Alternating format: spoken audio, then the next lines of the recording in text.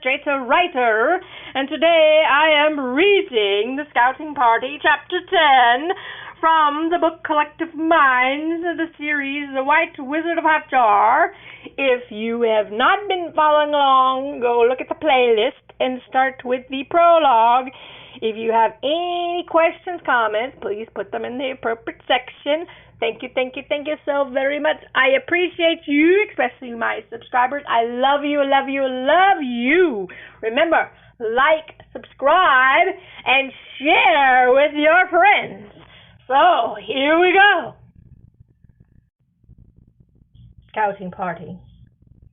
Farfadir steps in first, followed by Draconum, and Groan, bumping shoulders at the entry at the same time as squabbling siblings.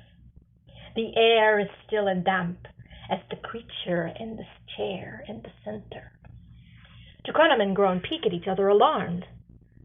Some treachery is afoot. Farfadir lifts its head. His face grows long when he peers into the unmoving eyes. "Who did this?" he demands. "I don't know," Draconum avows, confused. Dread distance her from the Nedenjar. Farfadir, outraged, turns to Groan sharply. "No, sir," Groan declares, backing from him, shaking his head. "I ran after Draconum. Ask her," he stammers, looking at Draconum for support. But before any can be said or investigated, a hissing issues from the entry. A horrid panic takes them. Spinning swiftly alert, they see the dread their ears warn. Instantly, Groan begins to hum, easing his sword from its sheath. The two Nedenjar linger in the singular opening, looking hungrily at them. They are equipped with jagged swords and hooks that they are drawing now added.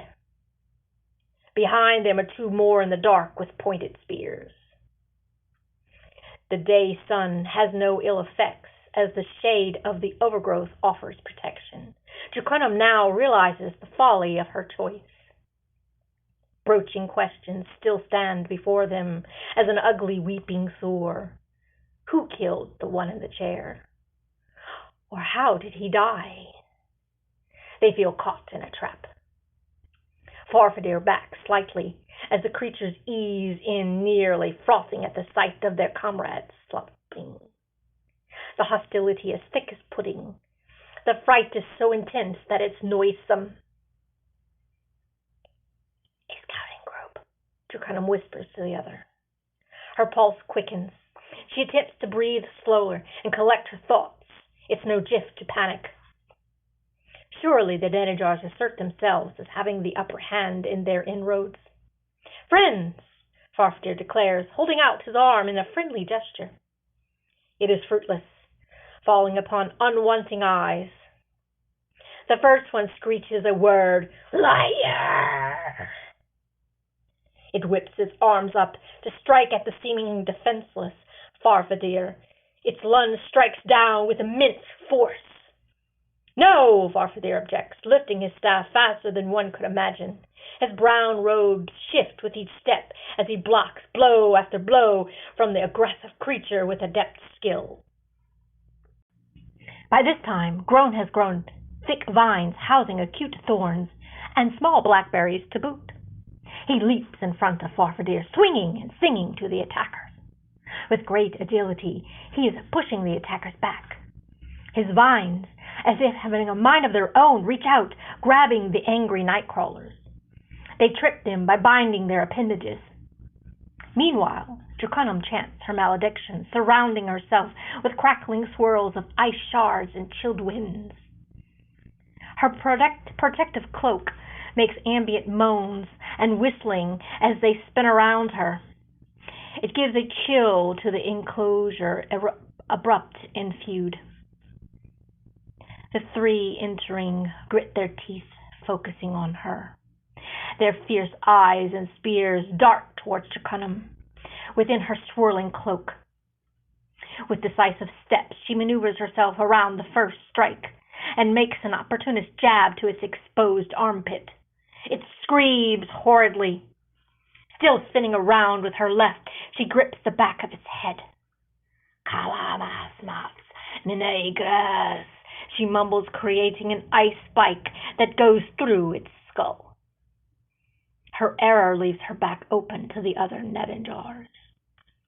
She feels the dull blows of the rapid successions on her bone guard by the spears that make it through the cloak. Of course, those spears are shredded, and it's the shrapnel that she feels. Nedingars howl pitifully each time their hands or arms go into her storm. She swirls around to face the oncoming Nedingars, attempting to thrust through her cloak again. Seeing it, she knocks its spear aside with her dagger and exposes her palm towards it. Kala mas ningrami grass. Her shortened, breathy words come forth, shooting another spike to embed itself in the creature's chest. Dully hearing the cracks and rattling leaves of branches, Draconum spins around to see Farfadir. He smacks the last visible Nedingar in the jaw with his staff impressively. Groan is orchestrating the plants. The walls shift, creaking and bending as the branches and vines grow. Draconum hurries over to snatch up the Nedingar's hook that lays near its grip. The struggling Nedingar is screeching and howling from her cloak as the icy shards shred parts of its skin. It turns from her and lunges itself towards Farfadir, biting his leg with its small, pointed teeth. Farfadir clubs it in the head, and it releases. Angry Nedingar slumps incoherent. Bits of Farfadir's words towards her penetrate her barrier as she watches his mouth move, so she dismisses her cloak. That is dangerous, Farfadir tells her. His eyes seem to have more to say, but he glances away instead.